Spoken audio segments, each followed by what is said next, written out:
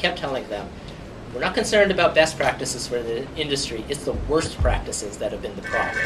Not just here in Pennsylvania, but increasingly Clean Water Action has been involved at the national level on this issue. The federal government is starting to take action about gas drilling. They're finally hearing that people are actually upset about it. And we're also finding that a lot of states that Clean Water Action is active in, drilling for natural gas is becoming an issue in those states as well. So this is quickly becoming a national issue for us. Here in Pennsylvania, state legislature is back in session this week. That's good or bad, but they're back. One of the problems that's been going on, one of the reasons why our state legislature has done exactly nothing about Marcellus Shale drilling in Pennsylvania. They passed not a single piece of legislation about it, except for one bill, which was about making sure that we all know how much gas they're taking out of the ground.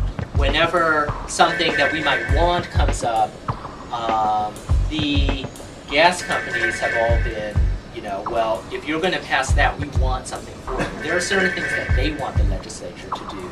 Like they want the legislature to take away the rights of municipalities to have any control over where drilling goes in their townships, and they don't want them to use their zoning ordinances.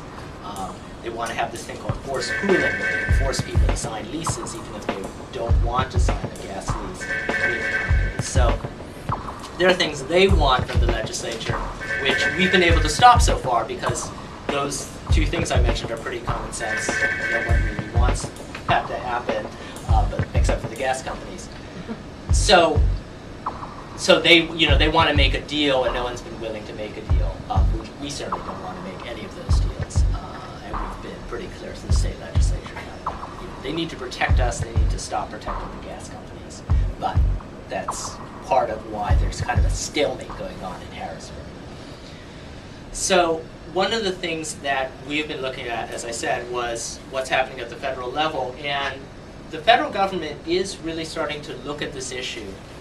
I think that industry really knew that they wanted to expand fracking into other shales, and that that they were starting to run into problems. They could see there were people inside EPA who understood some of these problems, and that EPA would get around to regulating them.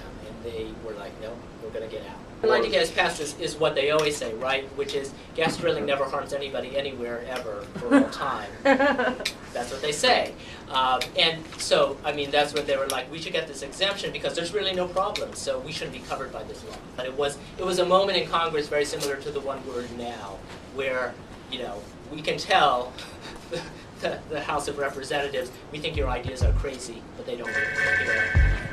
Something that caught our attention was that the Department of Energy, the Federal Department of Energy, established their own commission about gas drilling to come up with recommendations.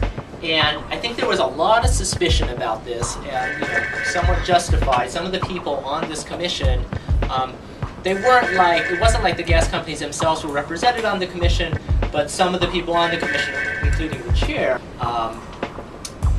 have been on boards of energy companies which do gas drilling. Now there were some decent people on there. The Environmental Defense Fund had a representative on the committee, and Kathleen McGinty, who used to be DEP secretary in Pennsylvania, was also on the committee. She was here really before Marcellus Shale drilling got started, so we weren't exactly sure where she was going to be on some of these issues. But she had done some good things when she had been DEP secretary. When they released their report, we were actually pretty surprised at how decent it was, and I think a lot of people were. We really pushed for them to, get public comment, so there were a lot of comments that were sent in. We made sure that they held a public hearing, not just they held one in D.C., but of course, none of the people affected by gas drilling. There's no gas drilling in D.C. We made them come out to Washington County outside of Pittsburgh, where there has been a lot of gas drilling, and there was an extremely raucous public hearing there, which hundreds of people came to, and they heard some really good testimony. The industry, they tried to bus a lot of people in who work for them to go and say how great this is economically, but they really didn't have anything to say about the environmental problems, and I think that that's always been kind of our strong point. that industry does not really, in a lot of ways, they don't really respond to the fact that there are problems going on. They just say, but look at all the money we can make. So the report came out, but when they actually got to the recommendations, it was pretty good, and they really came down on the side of, we do need strong regulations to address the many problems this industry has. And we were really glad to see them do that. We kept telling them, we're not concerned about best practices for the industry. It's the worst practices that have been the problem. That's why people are getting sick. That's why people's water has been contaminated. That's why, there are so many people who are really suspicious and upset about what's going on. There was lots of good stuff, but they really didn't say, so how is this going to actually happen?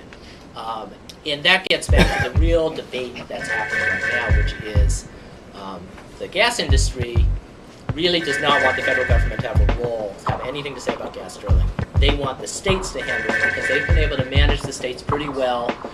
States are much more susceptible to all the money from gas drilling. I think at the big industry conference in Philly that happened earlier in September, I think it was the head of Chesapeake who said, and they're in 22 states in the country, and someone asked them, isn't there an advantage to a company like yours to have sort of a federal rule that so you don't have to deal with all these different states? And they're like, no, we think the states are doing a great job in each state we operate in, even though it's 22 different ways. The FRAC Act is about getting rid of this loophole that industry has in the Safe Drinking Water. And the Safe Drinking Water Act, says that if you're going to inject any kind of hazardous substance into the ground, we're going to have rules to make sure that that you don't contaminate drinking water, especially groundwater that is used for drinking water. So the Halliburton exemption is to say, well, we don't think that fracking is covered by all these rules that are set up to protect groundwater. There is actually this weird exemption to the exemption, where the only thing that is covered still by the Safe Drinking Water Act is if they use diesel fuel for fracking, which they actually do quite a bit, in fact. And so EPA is actually developing rules now about saying, well, if you want to use diesel fuel for fracking, you need to do all these things, and I mean, it really sets a real federal standard for what drilling should have been like from the beginning, but which no one ever did anything about. Partially because of this exemption, partially because the industry has really worked to keep this whole issue off EPA's agenda and anyone else's agenda for a long time.